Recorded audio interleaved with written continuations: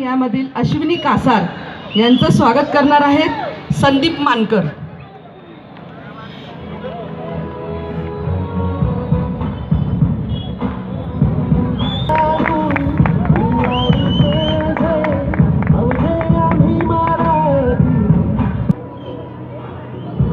कमी पडतायत बरं का.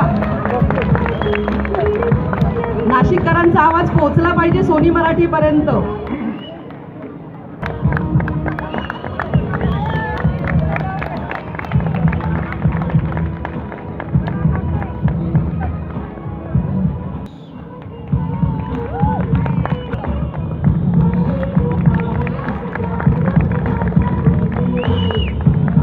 नक्की येईन परत.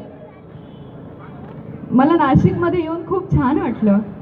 नाशिकची मिसळ खाऊन, काल मटण थाळी खाऊन खरंच खूप छान वाटलं. तुम्ही दिलेलं प्रेम असंच मनात चिरंतन ठेवेन मी आणि पुन्हा येईन खरंच.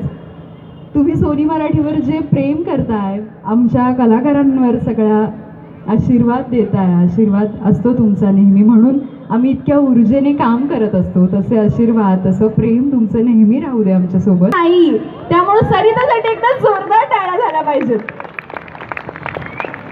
आणि हा कार्यक्रम, हा आनंद मेळा तुम्ही असाच आनंद घेत साजरा करा. आनंद द्या, आनंद घ्या. मी तुमची रजा घेते. Thank you so so so much. मुंबईतील तरुणांच्या हत्येचं सत्र सुरूच. सिरियल किलर केस बाबतीत अजूनही अपयशी असलेल्या पोलीस खात्यासमोर हे बघा, सिरियल किलिंग रोखण्यासाठी मी माझ्या काही खास अनुभवी अधिकाऱ्यांचा SOS म्हणजे स्पेशल ऑपरेशन स्क्वॉड तयार केलाय. गाठ आपल्याशी आता पाताळातून काय करतोय तुमचा स्क्वॉड? सर गेलाच पाहिजे. मी अजून वाट बघू शकत नाही. काही खेळाला नाही तर लग्नाचा विचार कायमचा सोड. बाय. युजलेस. नाही आता उलटी गिनती सुरू, कारण गुन्ह्याला माफी नाही. सोमवार ते शनिवार रात्री 10:30 वाजता फक्त सोनी मराठीवर. आपल्या सगळ्यांच्या रक्षणासाठी स्वतःचा विचार न करता कायम आपल्यासाठी म्हणून उभे असतात, त्यांच्या कामासाठी. आणि आता कारण गुन्ह्याला माफी नाही या मालिकेतले कलाकार हरीश दुधाडे, चंद्रलेखा जोशी आणि अश्विनी कासार या तिघांना मी इकडे येण्याची विनंती करते. आपण त्यांच्याकडून जाणून घेऊयात कारण गुन्ह्याला माफी नाही मालिका नक्की काय असणार आहे, त्यांची भूमिका काय असणार आहे आणि काय मज्जा येणार आहे. आता आम्हाला एकमेव तुम्हा तिघांचं पुन्हा एकदा मनापासून स्वागत. आणि आता आम्हाला जाणून घ्यायची इच्छा आहे की कारण गुन्ह्याला माफी नाही असं तुम्ही का म्हणताय, काय नेमकं घडणार आहे 1 मे पासून? कारण गुन्ह्याला माफी नाही म्हणजे कारण गुन्ह्याला माफी नाही, इतकं सिंपल. या आधीची मालिका जी तुम्ही पाहिली, तुमची मुलगी काय करते, त्यामध्ये सुद्धा मी आणि PSI समदाडे तुमच्या भेटीला होतो.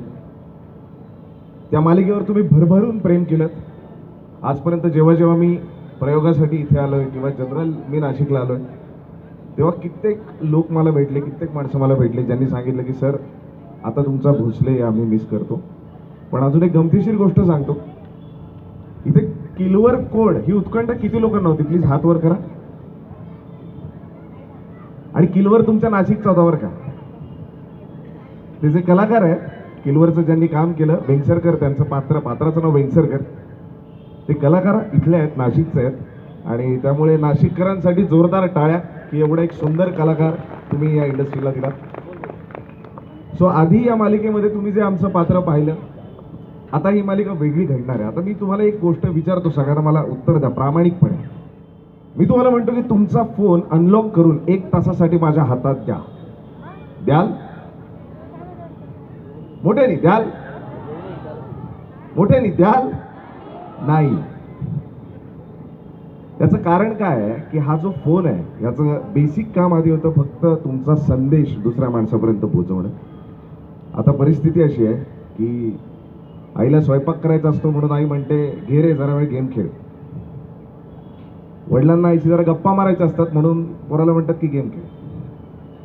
प्रत्येक ठिकाणी त्या फोनचा वापर इतक्या विविध पद्धतीनं केला जातो, इतक्या विविध पद्धतीनं होतोय की हा जो स्मार्टफोन ज्याला आपण आजपर्यंत म्हणत आलो, आता तो ओव्हर स्मार्टफोन म्हणून आपल्या खिशात राहून काम करतो.